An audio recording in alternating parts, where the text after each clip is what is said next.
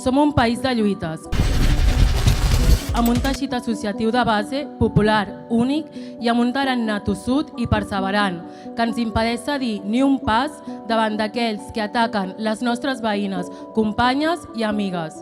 Cada cop som més les que estem preocupades i ara és moment de passar de la indignació a l'organització.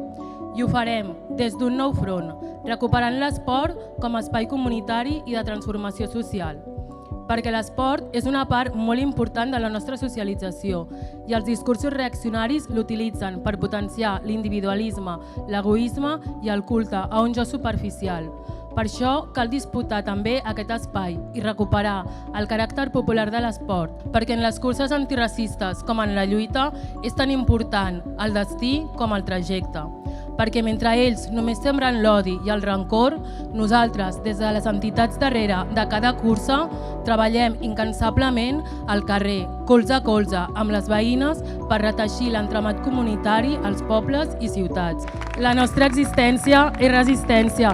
Visca la lluita antiracista, ahir com avui, no passaran! No passaran!